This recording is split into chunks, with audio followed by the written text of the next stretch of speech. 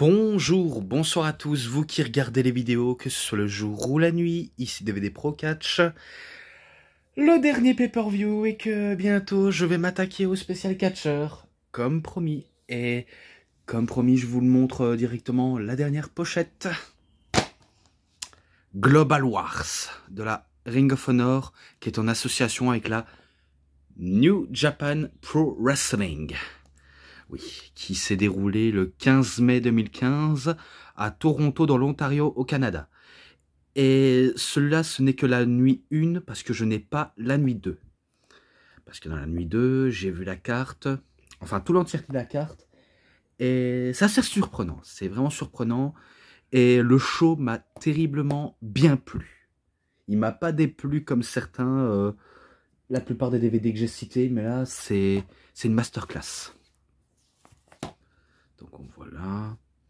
Et bien sûr, pour leur promotion, pour leur Facebook, Twitter, maintenant Instagram et peut-être Twitch, si je m'abuse. Et que là, il y a des bonus. Alors là, je vais citer les bonus. Alors, en bonus, il y a Bullet Club, et pas Bounette, ça veut rien dire, Bounette. Bullet Club après match. Donc, ils réagissent pour leur future victoire. Entre autres, ils ont on va dire, réfléchi s'ils allaient remporter la victoire ou pas. Mais en tout cas, c'est que, comme ils le disent très bien, ben, The Bullet Club sera just too sweet, sera toujours aussi cool, toujours aussi sucré. Et dans l'autre, The Ring of Honor ou ROH, All Stars Pre-Match Comment. Donc ils réagissent s'ils allaient gagner ou pas. Eux, ils ont un avis tout différent. Si jamais ils perdent ou ils gagnent, cela n'aura aucune importance du fait qu'ils arrivent à mettre à terre Bullet Club, s'ils le peuvent.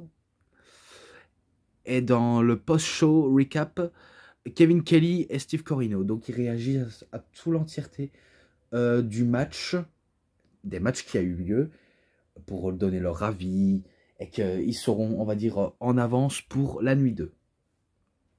Donc, comme vous avez bien pu le constater.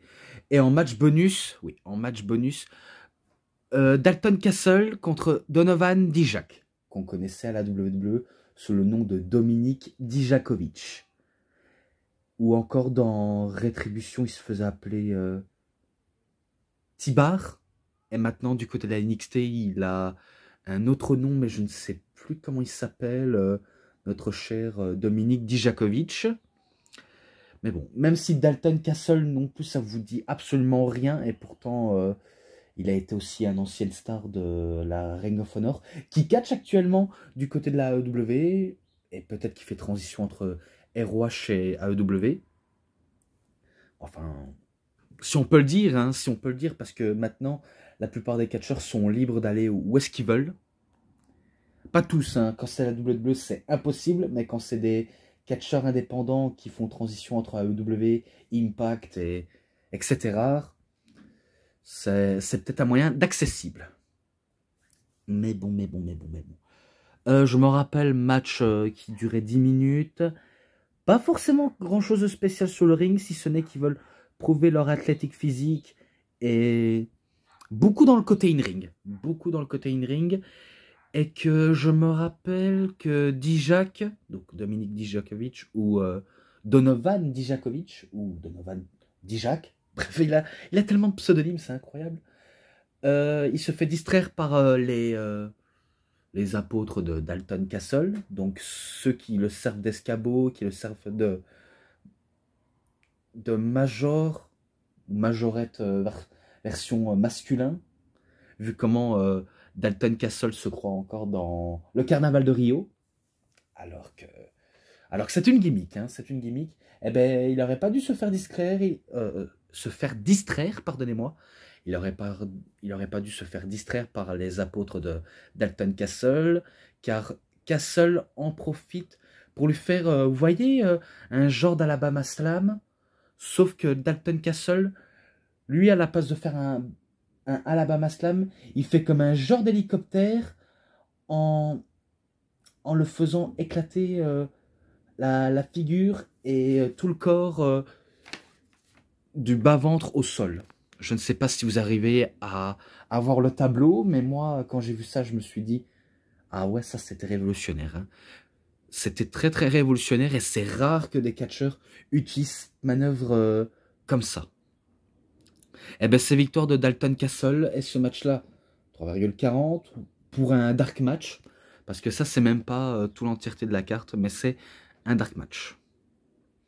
Et je poursuis encore, oui, je poursuis avec Gedo et Moose. Oui, Moose de côté de la Impact Wrestling. Donc, au moins, je suppose que vous savez qui c'est ou pas du tout. Ah, faut dire, il y a tellement de catcheurs que le monde du catch est tellement grand et que parfois, ça vous dit pas grand-chose. Ça vous dit pas forcément grand-chose, mais au moins, je suis quand même là pour vous le dire. Palmarès de ces personnes, même si Gedo, lui, faisait équipe avec Jado au début des années 2000 et 2010. Du côté de la New Japan, hein, bien sûr. Tandis que Moose, lui, il a catché dans des petites structures, même à la ROH, jusqu'à ce qu'il va s'intégrer à la Impact, enfin Impact Wrestling. Et bon, mais en tout cas, même pendant son entrée, il a eu une énorme réaction. Moose Sox ou Moose. Et pour Silas Young, lui, j'avais cité première fois sur un des DVD de la ROH, tandis que Takaaki Watanabe, il me dit pas beaucoup grand-chose. Même si je suppose avoir déjà entendu Watanabe quelque part, dans un des DVD New Japan, mais j'en suis pas forcément sûr. Donc, match par équipe basique, ils font des changements rapides, ça part aussi dans une fourrie générale, et pourtant, c'est même pas un Tornado Tag Team Match, hein. C'est même pas un Tornado Tag Team Match, et ils veulent faire, entre autres, le Show Stealer, mais sauf que le Show Stealer, c'est ben, Kazuchika Okada, Cedric Alexander, Shinsuke Nakamura, ACH, Tetsuya Naito, Jay Lethal, et Hiroshi Tanahashi, Michael Elgin, même si c'est pas forcément le cas comme Show Stealer, mais en tout cas, il y en a qui adorent le Show Stealer. Mais bon. Victoire de Moose et Gedo, car c'est Moose qui clôture le match avec son spear qui fait comme un genre d'élan. Voilà, donc ce match-là, 3,50, ça n'a pas changé. Ensuite, Three-Way Dance, ou match triple threat match, triple menace, appelez ça comme vous voulez. Kushida contre Chris Sabin contre Kyle O'Reilly. Même s'il n'y a pas forcément d'enjeu, oui. Et c'est un bon match. C'est quand même un bon match. Car il n'y a pas des matchs très moyens, on va pas le dire, même si je note toujours dans ma description, je vais vous citer les meilleurs matchs et matchs moyens. Ça, c'est comme but objectif, pour voir qui sont les meilleurs. Même si je dis pas de conclusion, ça, c'est un peu le petit défaut que j'ai. Je fais pas de conclusion qui est les pires matchs et tout ça, car ce serait trop long à écrire. Car moi, je dis que la plupart des matchs sont tous excellents. Même si la plupart des catcheurs ne vous disent absolument rien du tout. Mais au moins, j'ai mon avis sur tout. Tandis que la plupart ne savent pas se décider pour leur avis. Et que moi, je décide de mon avis. Match ultra dynamique, comme d'habitude, avec des kicks absolument dévastatrices de Kyle O'Reilly. Le côté résistant de Chris Sabin. Et le côté fugueux de Kushida. Je me rappelle, après des heures d'affaiblissement de la plupart des catcheurs, c'est Kushida qui arrive à prendre le dessus sur Sabin en le faisant une Kimura et en le faisant abandonner. Donc, victoire de Kushida. 3,60 ce match-là, je le mets d'office 3,60. Et là, encore match par équipe. Entre Kingdom, oui, la faction de Maria Kanellis avec Mike Bennett, et anciennement Adam Cole, parce qu'Adam Cole faisait partie de la faction Kingdom, avec celui que je ne connaissais pas son nom, mais maintenant je connais un tout petit peu comment il s'appelle. s'appelle Matt Taven. Ouais, Matt Taven. On va dire que c'est lui. Donc 3 personnes. Donc ça fait en total 4 personnes pour une seule faction de Kingdom. Donc ils affrontent Jushin Thunder Liger et Matt Sydal. Ouais, un match... c'est pas si mauvais, mais c'est pas non plus le match qu'on attend le plus, même si ça fait toujours plaisir de voir Jushin Thunder Liger. Matt Sydal, il y en a qui s'attend le plus. Bien sûr qu'on connaît sous le nom de Evan Bourne. Et non, je ne suis pas là pour faire du troll, car vous le savez très très bien, vu comment j'ai cité beaucoup de fois Matt Sydal et Evan Bourne sur ma chaîne. J'ai beaucoup cité la même personne. Tandis que Mike Kanellis ou Mike Bennett, lui, ça vous dit quelque chose ou pas du tout. Pourtant, je l'ai dit de manière cordiale. Et comme j'ai oublié de constater à propos de ce show, sachez que ce show, c'est un peu comme un Forbidden Door façon Ring of Honor. Donc la porte interdite. Vu comment maintenant on sait que la AEW veut lancer le deuxième Forbidden Door entre la NJPW et la AEW, qui sont en très très grande collaboration, et que c'est pas prêt de s'arrêter là, du fait qu'ils nous produisent du bon contenu, et des bons matchs, quoi. Des très très bons matchs. Même si je suppose qu'il y en a qui auraient préféré WWE et NJPW. Vous voyez, la New Japan et la WWE en collaboration, ce serait énorme. Franchement, ce serait énorme. Voir les grosses têtes d'affiche au Japon contre les grosses têtes d'affiche en Amérique, ce serait énorme. Je suis prêt à payer pour voir ce qu'ils vont nous proposer. Du fait que c'est les deux personnes qu'on leur a vie. Je veux pas que McMahon soit aux commandes, parce qu'il est capable de gâcher tout ça. Mais plutôt, allez, Triple H qui prend les commandes du booking, et que sa femme Stéphanie prend les rênes de la WWE et laisse son mari faire ce qu'il veut. Parce que quand c'est Vince, je ne suis pas un très grand fan de lui. Je vais pas non plus, on va dire, tirer mon chapeau parce qu'il est là. Mais non, je veux pas qu'il soit aux commandes. Et que je comprends l'avis des fans qui disent que Vince doit se faire virer par le groupe Endeavor, qui a acheté la UFC, ça vous le saviez. Donc, s'ils font ça, c'est pour une bonne cause et pas pour une mauvaise chose. Car, voilà, c'est une fraude, que voulez-vous que je dise? C'est une fraude parce que son booking est incompréhensif. Et tout irait pour le mieux pour ça. Mais après, je sais pas ce que vous en pensez si la WWE collaborerait avec la New Japan Pro Wrestling. Car moi, j'achèterais. Pour voir les grosses têtes d'affiche affronter une autre fédération populaire. Vu comment, on va pas se le mentir, la New Japan Pro Wrestling, c'est la WWE au Japon. Sachez-le, c'est la WWE au Japon. Même s'ils n'ont pas le logo WWE sur leur logo, cela ne veut absolument rien dire, vu comment c'est le show qui cartonne le plus au Japon. Même si vous n'êtes pas, on va dire, un grand fan du catch japonais ou un grand fan de catch en général, il faut s'y habituer, il faut essayer. Voilà, il faut essayer. Je ne suis pas là pour vous forcer, je suis là pour reconnaître que les choses comme ça, c'est merveilleux, c'est bien. Au moins, il y a des nouveaux trucs, des nouvelles têtes même. Voilà, vous comprenez au moins? Parce que je sais pas si ça vous intéresse ou pas, mais bon, ça dépend de vos goûts.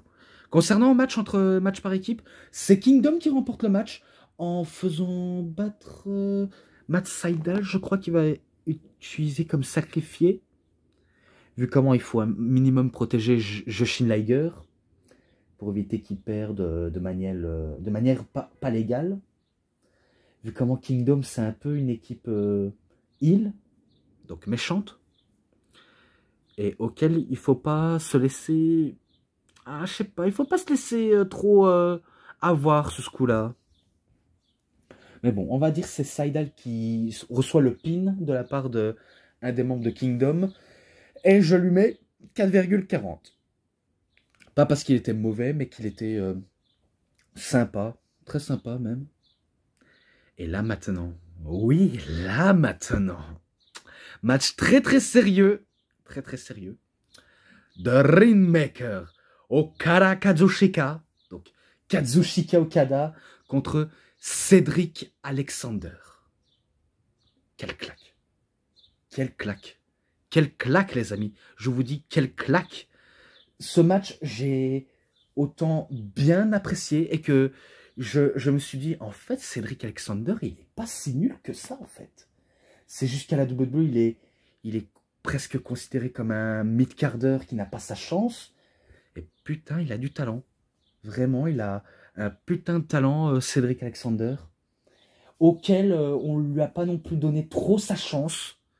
Je suis sûr que s'il aurait un minimum, un peu plus de charisme et qu'il aurait travaillé son côté micro, au niveau in-ring, ça va. Ça va, il me dérange absolument pas son côté in-ring du côté de Cédric Alexander, mais c'est plutôt au niveau personnalité, quelque chose comme ça, qui n'arrive pas à avancer du côté de la WWE, alors que dans l'indépendant, ben, c'était presque un GOAT. Oui, c'était le GOAT. Je vous dis, c'était le GOAT. Car il est quand même excellent. Surtout à tenir le rythme face à un ancien champion NJPW. Et attendez, parce qu'il y a beaucoup de bruit, et ça m'énerve quand il y a du bruit. Ouais, donc je disais, un ancien champion de la NJPW, bien sûr, le titre international Wrestling Grand Prix de la New Japan. Mondial, bien sûr, hein, mondial. Et que je me dis, en fait, s'il aurait été dans les matchs comme ça, c'est sûr, il aurait eu au moins une chance.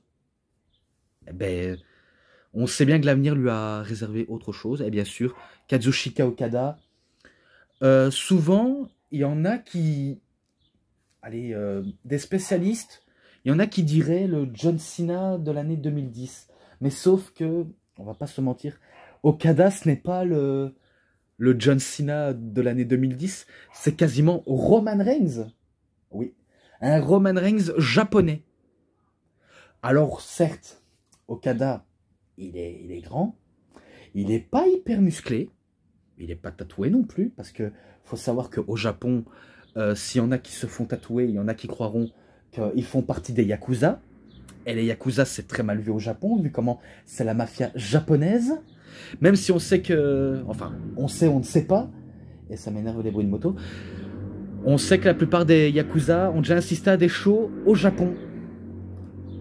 Pas en tant que promoteur, mais en tant qu'invité. Parce qu'il faut savoir qu'ils ont des liens avec la plupart des grandes fédérations japonaises, comme la All Japan, peut-être la Noah, et la New Japan, qui sait. Mais dans d'autres promotions, même si on sait que les Yakuza, ils sont peut-être derrière les barreaux, il y en a qui ont peut-être été libérés, on ne sait pas. Mais bon, voilà, sachez que les Japonais, ils veulent pas se faire tatouer pour pas se faire passer pour des Yakuza. Mais bon, donc... Comme j'ai dit, le match était très très très excellent. Entre deux catcheurs excellents. Vraiment, in-ring, c'est excellent. Et que, bien sûr, Okada, c'est le GOAT. C'est vraiment un dieu, vu comment il était accueilli. Vraiment comme un dieu, que ce soit au Japon et en Amérique, c'est un dieu. Que vous voulez que je dise. Tandis que Alexander, c'est le petit underdog, qu'on pense qu'il n'a pas sa chance, alors qu'il a ses chances de réussir ou non. Je me rappelle, il a tenté des belles manœuvres à Okada. Vraiment, il a tenté des très belles manœuvres. Notamment en faisant ses sauts relais acrobatiques et ses kicks monumentales. Mais c'est plutôt sa façon de faire dans le ring du côté d'Alexander.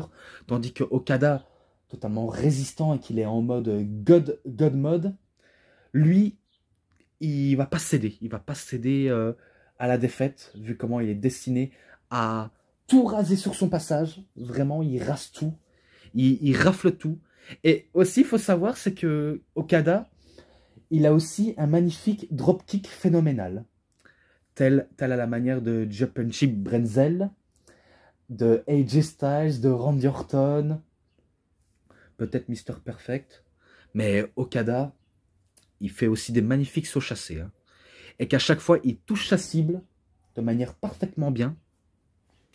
Et il a aussi des prises dévastatrices, comme, on va dire, son premier finish qu'il utilise presque à la fin des matchs, notamment le Tombstone Piledriver. Mais sauf que il fait un Tombstone Piledriver, mais ça lui arrive de faire un Tombstone Piledriver en tournant. Oui, vous avez bien compris, un Tombstone Piledriver à la manière de l'Undertaker. Donc ce n'est pas des mensonges, il fait aussi un Tombstone Piledriver à la manière de l'Undertaker. Et surtout, ben, comme tous les Japonais, il termine ses matchs avec une lariato, comme on dit au Japon, mais on va dire un coup de la corde à linge en français, et une clothesline à l'américaine, anglaise, mais bon. Mais lui, il a baptisé sa clothesline le Rainmaker, comme son nom indique, le Rainmaker. Donc il sèche rapidement son adversaire avec un Rainmaker, tandis que Alexander, lui, il esquive le Rainmaker. Des fois, ça lui arrive de s'en prendre une, mais que Okada n'a pas décidé à terminer le match. Au contraire, il veut s'amuser avec Alexander. Mais sauf qu'Alexander, ben, lui, il arrive à le surprendre. Tenter un Lombard check. Il pensait avoir la victoire sur Okada, mais c'était perdu d'avance. Vraiment, c'était perdu d'avance. Donc, il veut le retenter, mais là, il a commis une erreur. Et du coup, il se reçoit un deuxième Tombstone Piledriver. Et Okada, là, c'est sûr, il a fini de rigoler. Il sèche rapidement son adversaire avec son Rainmaker pour la victoire. Waouh! Waouh! Je vous dis, c'est waouh! Waouh, waouh, waouh! Ce match-là, 4,5. Je mets 4,5, vraiment, j'ai bien apprécié. C'est pas grand-chose de spécial, et pourtant, je le mets malgré tout. Et c'est tout pour ça. C'est peut-être tout pour ça. Et là, maintenant, oui, maintenant, match triple menace par équipe. The Addiction, donc équipe de Christopher Daniels et Frankie Kazarian, ou Kazarian, contre The Decade, donc Eggman Adam Page et PG Whitmer, oui, contre The Popo Gene Vice, donc Rocky Romero et Trent Barretta. Match excellent, pas forcément qu'on attend le plus, mais c'est pour les titres par équipe de la Ring of Honor, je crois que c'est ça. Ah ouais, c'est ça, c'est ça. Et par contre, Matt Sydal, lui, se faisait appeler #Airborne, ça j'avais pas remarqué, mais bon, aucune importance.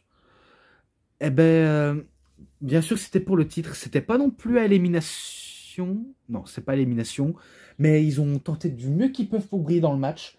Même si on connaît les vétérans que sont Kazarian et Daniels, on sait qu'ils savent produire du bon contenu dans les matchs, tandis que Eggman Adam Page sera le futur, à cette période, dans notre époque à nous, le futur champion AEW. Même s'il a déjà été, hein, mais à l'époque, il n'était pas destiné à devenir champion poids lourd, champion mondial. Non. Il a fallu que ça arrive du côté de 2021-2022. Et auquel il a tout fait pour être au top. Il a vraiment tout fait.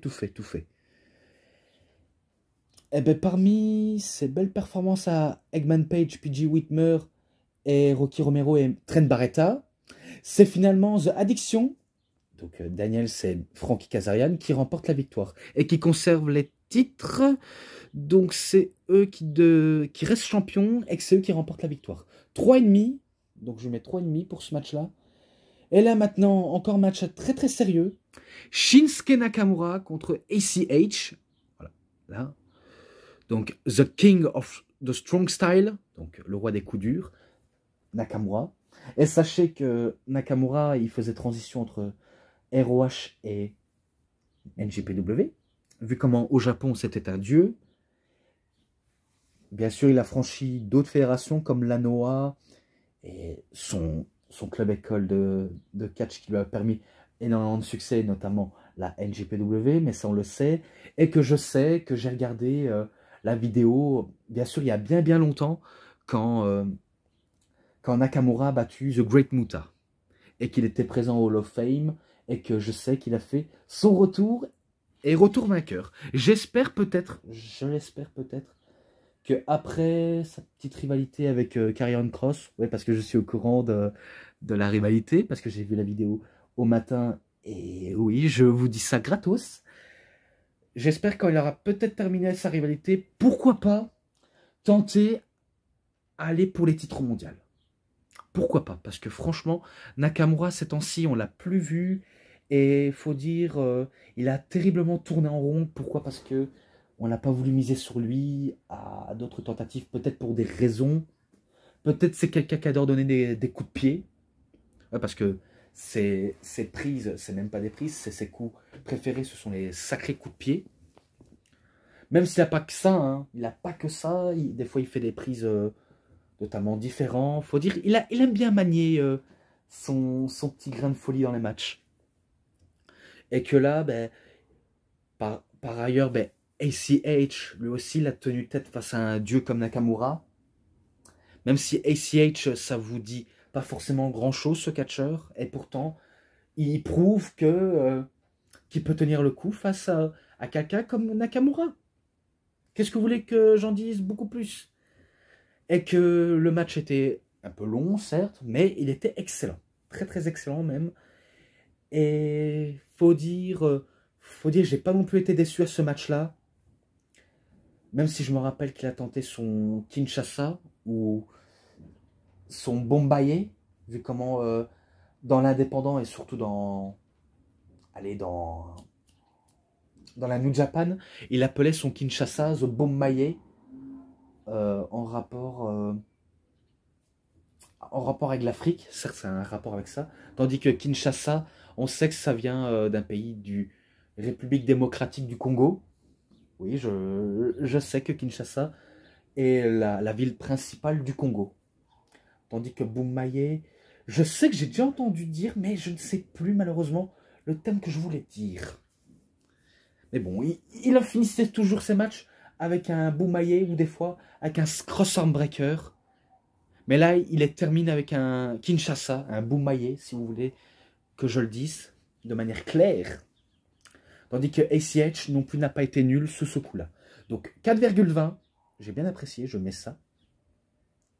Et là, encore un match, certes, qui est un peu moyen, enfin, pas moyen de niveau qualité in-ring, mais moyen au niveau des chiffres. Parce que cette fois-ci, j'ai ajouté des chiffres. Certes, vous avez l'habitude que je dis les mêmes chiffres, mais que là, c'est des chiffres totalement différents et que je le sors quand c'est des bons matchs à l'amiable, quoi. Donc, c'est pour le titre télévision de la Ring of Honor. Jay Lethal contre Tetsuya Naito. Oui, Tetsuya Naito, vous avez bien compris. Le même Naito, un ancien champion de la IWGP, intercontinental, du monde poids lourd. Tous les titres qu'il a remportés, Naito. Et Naito, c'est bien sûr derrière Okada. Et que le match était très dingue. Très très dingue, même si je peux le dire. Tout ce que je sais, c'est que le match, certes, c'était... ça passe, un peu lentement, mais ça triomphe, vraiment, et que Lethal, lui, est déterminé à rester toujours champion, tandis que,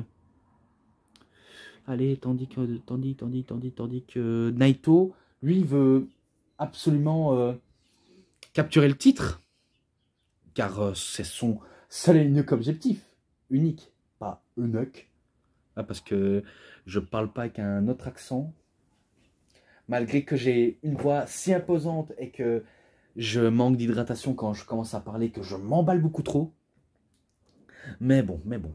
Il a tenté aussi son tour du neckbreaker. Vous voyez, c'est un genre de tornado DDT, mais à l'arrière de la tête.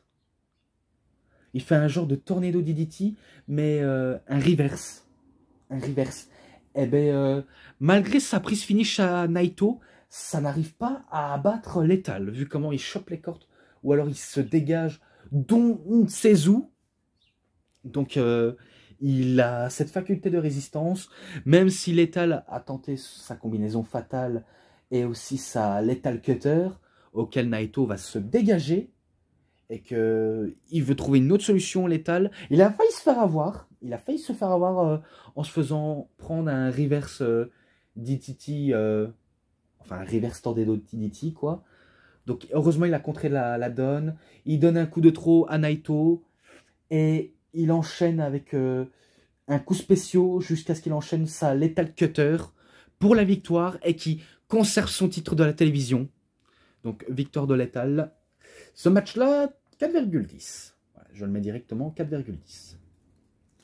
Même si c'est totalement différent auquel vous avez l'habitude de dire des chiffres. Parce que sachez que moi, je vous le dis, je vous le dirai à chaque fois dans les vidéos, même si on a une ou un qui m'a dit pourquoi je fais des notes à tous les matchs et même sur un DVD. Parce que j'entends dire ouais, moi je comprends pas pourquoi tu mets des notes globales sur les matchs ou coffret, pourquoi tu fais ça? Eh bien, sachez que je note de manière légale. Et que sachez, je vous l'ai dit, je vous le dirai même si vous ne connaissez pas cette personne, je ne suis pas Dave Metzler. Comprenez, je ne suis pas Dave Metzler. Parce que Metzler, lui, note de manière subjective. Et lui, il note un peu à la ramasse. C'est un peu bordélique de la manière comment il note un match.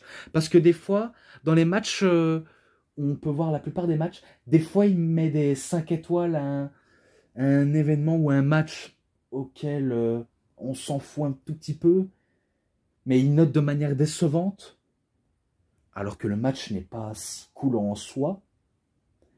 Pour WrestleMania 39, là j'étais surpris, j'étais très surpris qu'il a noté 5 étoiles à la nuit 1 et à la nuit 2. Ça m'a totalement étonné. Et je me suis dit, j'espère que ce n'est pas des notes subjectives. Hein. Parce que sortir un 5 étoiles dans les 2 nuits, c'est... Je sais pas comment le dire, hein, je sais pas comment le prendre. Hein. Alors qu'il a plus l'habitude de mettre des 5 étoiles pour la EW, pour la NJPW. Et ce que je trouve pas normal, c'est qu'il met des 5 étoiles pour un show hebdomadaire comme Dynamite. Je sais pas si vous trouvez ça normal, mais il note 5 étoiles dans les shows à Dynamite. Et que je me dis, si ça aurait été du côté de Raw et de SmackDown, pourquoi il n'a pas mis des 5 étoiles? Si c'est un grand match. Parce qu'il faut se poser la question. Il faut vraiment se poser la foutue question. Pourquoi il n'a pas mis 5 étoiles? Eh bien, sachez, il note de manière subjective. Et que, voilà, c'est pas non plus très respectable de sa part. Malgré que c'est un ancien journaliste très réputé, qu'il est toujours en actif. Et aussi, il n'est pas non plus que actif au catch, il est aussi actif dans le MMA, quand il note des matchs 5 étoiles. Sachez que j'ai pas encore vu son palmarès de 5 étoiles en matière de MMA. J'aimerais bien essayer d'aller jeter un coup d'œil. Pour l'instant, c'est pas encore le cas. Mais bon, passons au plus de matchs après c'est terminé, quoi. Donc, le sous-main event, donc Hiroshi Tanahashi contre The Unbreakable Michael Elgin. Oui, Michael Elgin. Le match qui est pas vraiment si horrible que ça. Il est absolument incroyable. Même si c'est, on va dire, différent du match entre Kazuchika Okada, Alexander, Nakamura, ICH, Lethal, Naito. Là, c'est totalement différent. Là, c'est un match où ça passe clean.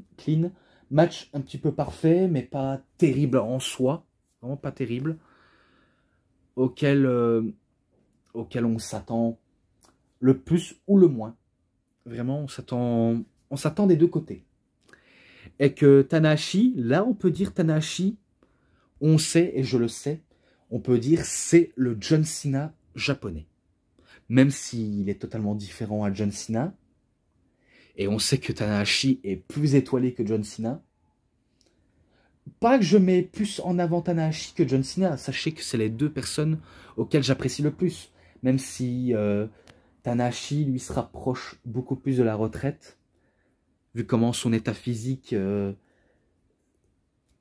peut plus, on va dire, suivre le rythme des autres, même s'il est capable, hein, faut dire, il est très résistant, il est très rugueux, Tanahashi, tandis que Cena, ben, lui, on sait que sa carrière de catcheur, il pourrait le mettre entre parenthèses, ou alors mettre fin définitivement, pour se consacrer à 100% vers Hollywood.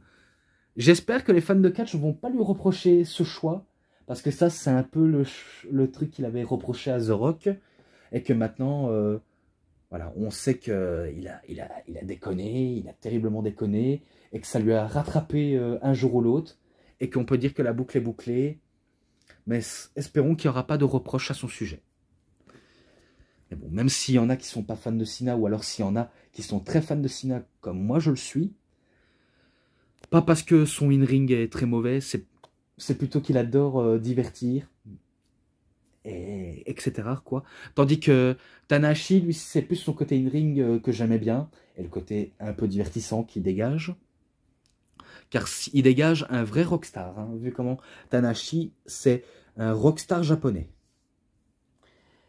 Alors, il a tenté plusieurs tentatives de faire couler Elgin, même si Elgin, lui, se laisse vraiment pas abattre. Lui, il montre c'est qui l'imbrisable, et qui peut briser des os, qui peut briser des colonnes vertébrales, qui peut faire des dégâts absolument ce qui peut être dans un match. Donc, il tente à chaque tentative de rabattre Tanahashi. Sauf que Tanahashi, en vieux lion, il relève la pente tout le temps. Il relève tout le temps la pente. Il a tenté des Slim Blade. Et après ça, il utilise des Dragon Screw, donc des brisages de jambes. On appelle ça une jambe à la volée, quoi. Et aussi, il a terminé, je me rappelle qu'il en a terminé avec plusieurs High Fly Flow. Donc c'est un frog splash à la troisième corde. Des fois, c'est un High Fly Flow en forme de crossbody. Donc encore en croix. Et un High Fly Flow en splash.